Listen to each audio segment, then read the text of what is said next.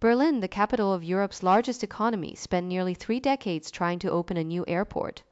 When it finally did in 2020, it was 14 years after construction started, 9 years beyond the original deadline and billions of euros over budget. The project became a national joke and a case study in how not to build critical infrastructure. This is the story of Berlin Brandenburg Airport, Willy Brandt Airport, and the system failure that kept it grounded. From the outside, the terminal looks sleek and modern, but behind its glass facade lies one of the most troubled construction histories in European infrastructure. After the Berlin Wall fell in 1989, the newly reunified Germany needed a single, modern airport to connect its capital to the world. The city had 3 small airports, Tegel, Schönefeld, and Tempelhof, each a relic of the Cold War. In 1991, authorities founded Berlin Brandenburg Flughafen Holding to plan a unified airport. According to public records, early proposals envisioned a capacity of 20 million passengers, later revised upward. The site chosen was adjacent to Schönefeld, southeast of Berlin. Planners promised an economic boost and a symbol of German engineering. By the late 1990s, discussions shifted between public ownership and privatization, with construction giant Hochtief considered as a potential operator before the state opted to retain control in 2003. Construction finally broke ground in 2006, with an ambitious target open in October 2011. The design included a main terminal, 2 runways, and a state-of-the-art fire safety system. At a projected cost of 2.8 billion euros, it was meant to handle 27 million passengers annually. Work proceeded, but soon signs of trouble emerged. Contractors faced coordination challenges, and the project's complex fire protection concept, a smoke extraction system designed to clear the vast terminal in case of fire, began to cause technical headaches. According to later reports, the system was not merely a backup, it was a core requirement driven by ambitious architectural choices, like the terminal's long open spaces without smoke barriers. By 2010, it became clear that the 2-11 deadline would be missed. The opening was pushed to June 2012. In May 2012, just weeks before the planned launch, officials announced a dramatic postponement. The fire safety system had failed critical tests. The airport would not open. This was the first of many humiliating public announcements. The problem lay in the smoke extraction design. According to a contemporary account, the system was intended to suck smoke downwards, keeping escape routes clear. But tests showed the fans were too noisy, drowning out evacuation announcements, and the system didn't effectively control smoke movement. Engineers discovered thousands of cable and pipe failures, and the building's ventilation had to be largely redesigned. Cost estimates began to climb. The smoke extraction system became the symbol of BER's misery. Designed by a specialist firm, it required 60 0,000 sprinkler heads and miles of ductwork. Reports indicate the system was supposed to operate in a cold smoke extraction mode, but the physics didn't work as planned in the terminal's complex geometry. According to industry analysts, the failure highlighted a disconnect between architects, engineers, and regulators. Every delay piled on costs, as the airport sat idle but required maintenance, security, and financing charges. By 2013, the estimated completion cost had ballooned to over 5 billion euros. The airport earned the nickname Ghost Airport, a fully built, empty terminal that cost millions each month to keep in limbo. The project's governance was also in shambles. The airport company cycled through CEOs. In 2014, Hartmut Medorn, a former railway boss, took over and promised a new opening date of 2017. That date too slipped.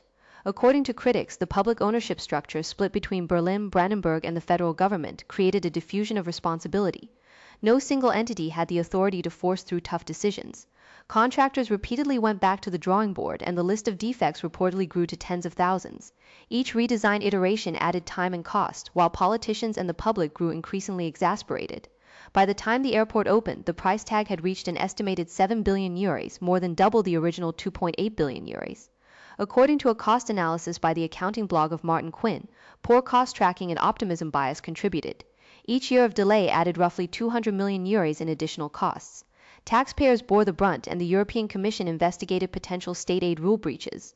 While no official audit is publicly available in these sources, media investigations pointed to a failure of financial controls. The airport's revenue stream from retail and landing fees also vanished during the delays, as airlines like Air Berlin went bankrupt and others reorganized. When Lufthansa finally agreed to base more flights at BER, it negotiated hard, extracting concessions. In late 2019, after yet another rebuild of the smoke system, the airport passed its fire safety tests. The CEO, Engelbert Lütke Daldrup, announced with cautious optimism that BER would open on October 31, 2020. Then the COVID-19 pandemic hit, decimating air travel. The opening proceeded, but it was a hollow victory. The world's newest airport opened to an almost empty terminal, with empty flights and little fanfare. The original capacity target of 27 million passengers was a distant dream in its first year. BER handled just over 5 million. The ghost airport had become a white elephant. On that autumn day in 2020, a Lufthansa and an EasyJet aircraft landed in sequence. A ceremony featured Berlin's mayor and the transport minister, unveiling a memorial to Willy Brandt. One politician remarked, the long journey was not always guided by fortunate decisions. The irony was palpable. An airport built for a booming aviation market opened as the industry was in crisis. The once bustling Tegel Airport closed the same year, consolidating Berlin's air traffic at BER. Yet the new terminal's design already felt dated, and construction on Terminal 2, originally deferred, was only completed in 2022. Passenger numbers slowly recovered, but the airport's reputation was forever tarnished. What went wrong? The BER story is a textbook case of system failure. First, the fire safety concept was overly complex for a publicly funded project with moderate risk appetite. Second, the fragmented governance meant no one had full accountability. Third, an adversarial contracting approach where lowest bidder selection led to disputes instead of collaboration. And fourth, political pressure to open on time led to a cascade of unrealistic deadlines. According to infrastructure experts, mega projects often suffer from these problems, but BER combined them all. The smoke extraction design was not just an engineering flaw, it was a symptom of a project where technical ambition outpaced management capacity. Today, Berlin Brandenburg Airport functions, but it stands as a warning. When the S1 filing for a mega project promises the world, investors and citizens should look for who is in charge and what the backup plans are. Critics argued that the airport company's lack of transparency hid the true state of the project for years.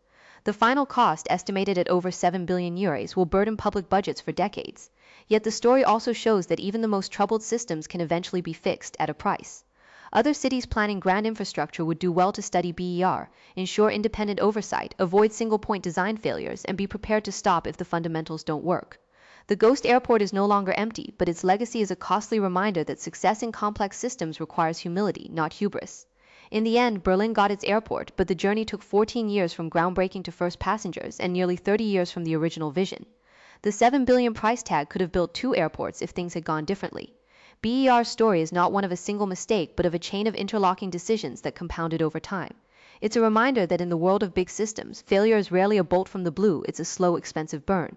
And perhaps that's the most important takeaway. When you see a construction site that seems to never end, there's almost always a story behind it, of designs that didn't work, of budgets that got away, and of people who couldn't say no.